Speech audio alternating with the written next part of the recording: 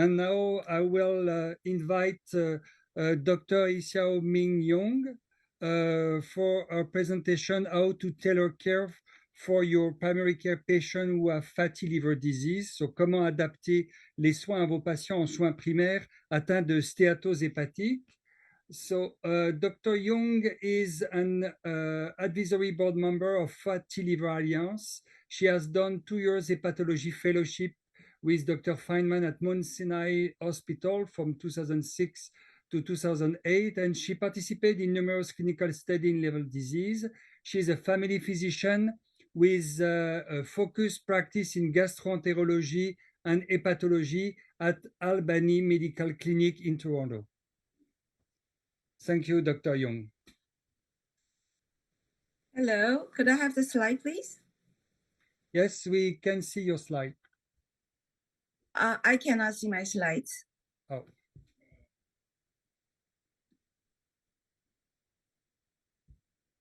I can see you very well, but I don't see the slides. You don't see the slide, okay. Mm-mm.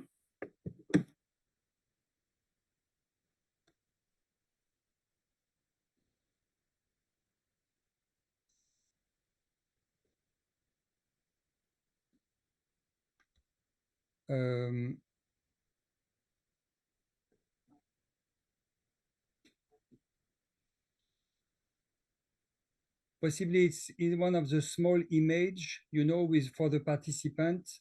Possibly you can see your slide in small and you can pin it to have it. No, I can see myself. I can see myself, but I can't see my slides. I can actually present without the slides because I have my own slides here. Okay. All right. So let me just give the talk now. My talk is how to tailor care for NAFLD patients in primary care. And as you said, I am actually a board member for Fatty Liver Alliance, and I have designated practice in GI and hepatology. However, I do practice primary care in family medicine, as well as hepatology, as that give me a broader view and able to actually take care of my liver patients, especially NAFLD patients, because NAFLD has multiple system problems. So I'm the presenter disclosure. I'm a board member and I receive honorarium in participating Roche focused NAFLD group. And next slide. Disclosure of financial support. I have received no financial support for today's talk, and I don't have any conflict of interest. Next slides. So for primary, for tailor practice in NAFLD patients, I divide it into 2 areas. One is NAFLD-related liver care. The other one is extrahepatic NAFLD manifestation-related care, which is really to address multi-system involvement with patients with NAFLD and what should we do with them. Now, with NAFLD-related care, let's say we have identified patients are at risk for at risk for NAFLD, and we want to really identify and make sure they have NAFLD disease. We will do a baseline blood work, such as AST, ALT, CBC platelets, bilirubin, and all the one that's listed. We'll do abdominal ultrasound to see if there's any fat infiltration and to rule out any liver lesions. Also, sometimes we can see nodular regeneration indicator of liver cirrhosis. And we need to then risk stratify all our NAFLD patients to assess for liver fibrosis once we identify this patient has fatty liver. And we need to rule out other liver disease. We need to review alcohol use, and we need to also review a complete review of their medications. Are they on medication that's liver toxic? Are they on medication that increase metabolic disease, such as olanzapine or Seroquel? And if we may, we should change those medications that's liver friendly and that decrease metabolic syndrome. In terms of my alcohol intake, we need to find out that they do not take enough alcohol, and such as over 14 drinks for women and 21 drinks for men. And this will classify them as alcoholic hepatitis, not non-alcoholic hepatitis. And so what's the safe amount for alcohol intake? We don't really know.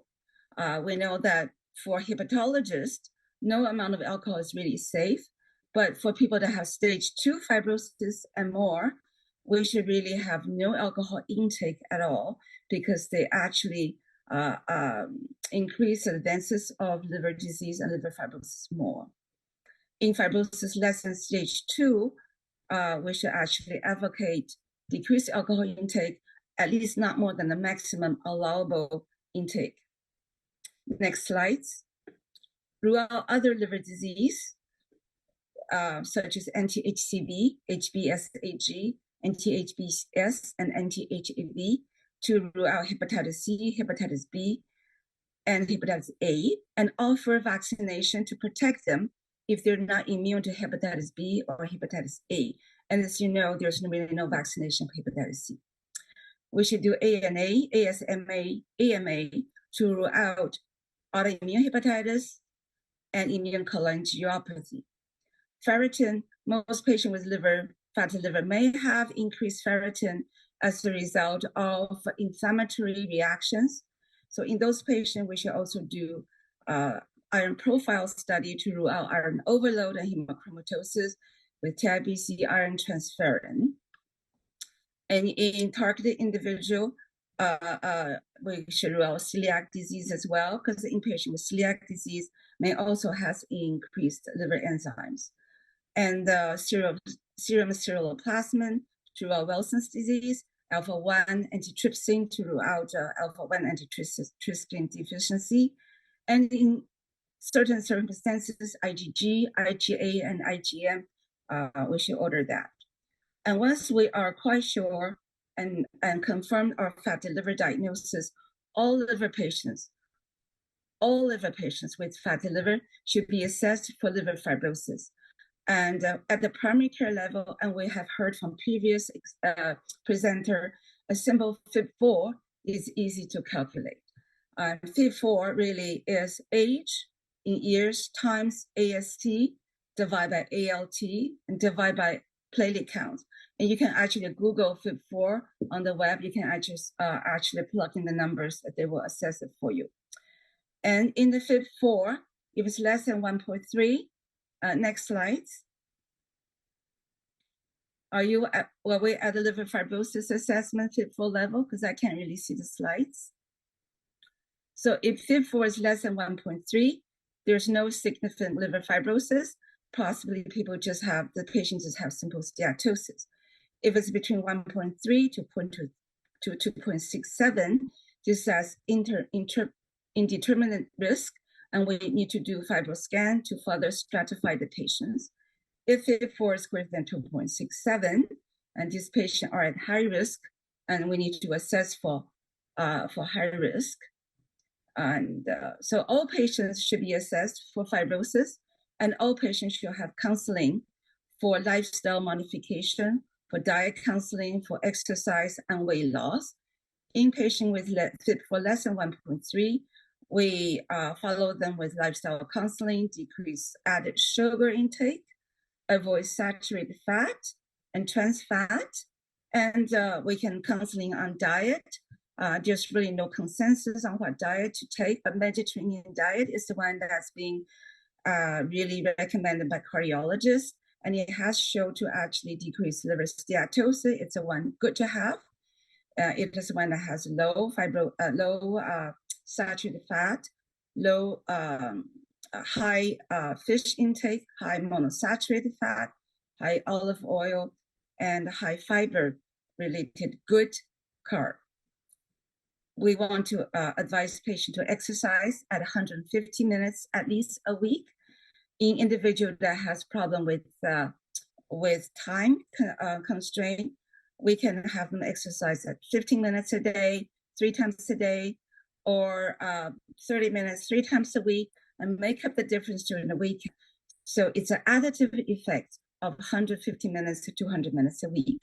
And the individual has a lot of arthritis that couldn't do aerobic exercise, then weight training is just as good. So we can do either or both of different, both kind of exercise. We like to target weight loss of 5% to 7% in individual with fibrosis less than 1.3, because we know that a 5% weight loss, we can decrease steatosis level. And that will help at 1 to 2 pound per week rate over the time. And coffee intake at 2 to 3 cups a day, either caffeinated or decaffeinated, can decrease liver inflammation and protect our liver cells. Vitamin D supplement in those that has vitamin D deficiency, it's important because we know that vitamin D actually also decreases inflammation as well. And avoid excessive alcohol intake. In individual that's in the indeterminate stage, we'll go through all the lifestyle modification, we'll go through all the low-risk counseling, and in addition, we will need to do a FibroScan. And as we listen to the previous presenter, FibroScan less than 8, they're at low-risk group in fibrosis. We just need to assess them in 2 to 3 years, according to their clinical presentation. In FibroScan, that's 8 to 12, that again is in the indeterminate stage.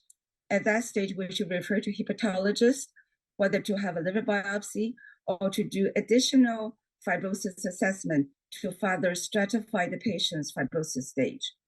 In patients with over 12, this group of patients has significant liver fibrosis as well, and they will be managed as if they have liver cirrhosis in the FIB-4 group of greater than 2.67. And both this group and the group with FIB-4 greater than 2.67 should be referred to hepatologists to manage their liver fibrosis and to assess for esophageal varices, portal hypertension, for HCC surveillance.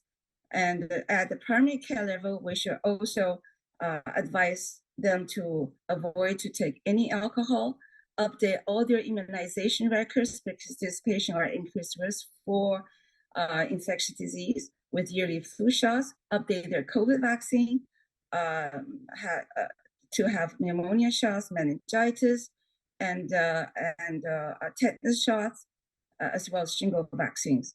Also avoid patients to take any hepatotoxic substances such as NSAID, and Tylenol can be given for pain or for fever at no more than 1 to 2 grams a day. That's considered safe for individuals with advanced liver fibrosis. And we're now at the slides for extrahepatic manifestation assessment for NAFLD. We've heard from previous presenter that obesity patients has increased risks for metabolic stress, for NAFLD, and is actually bidirectional. NAFLD patient frequently has obesity as well. And this influences our patients in the liver by presenting with NAFLD, on the pancreas by increased diabetes and prediabetes, in the heart by increased cardiovascular disease, and as well as increased peripheral vascular disease, hypertension. NAFLD patient also has increased risk for CKD with increased inflammatory process in the liver. So we should screen this patient with EGFR. Patient also has increased risk of polycystic ovary, increased sleep apnea, increased cancer risk, and patients are also associated with increased hypothyroidism, as well as dermatologic expression with psoriasis or psoriatic arthritis. And as a family physician, we should be cognizant of the fact that NAFLD patient has this increase in systemic problems, and we should do blood tests and screen them for that and assess them accordingly. Patient with weight loss, with obesity, we should target weight loss of 5%, improve liver steatosis, 7% will improve NASH histology, and probably decrease a NASH advances. With 10% weight loss, we can actually decrease fibrosis progression. So weight loss, whether with diet and exercise, lifestyle management, and if not possible, we should refer to medical management of weight loss or surgical management of weight loss. We know that NAFLD and diabetic patients are closely related in a bidirectional relationship, as we mentioned before. And so patients with diabetes should be targeted and screened for NAFLD. And NAFLD diabetic patients, we should really follow carefully of targeting hemoglobin A1C to be at target, less than 7, preferably less than 6.4, and treat their cholesterol, treat their hypertension, screening for kidney disease. In diabetic patient that has kidney problem, SGLT2 inhibitor is known to improve chronic kidney disease. And in patient without diabetes with chronic kidney disease and with NAFLD, SGLT2 can be also considered to use.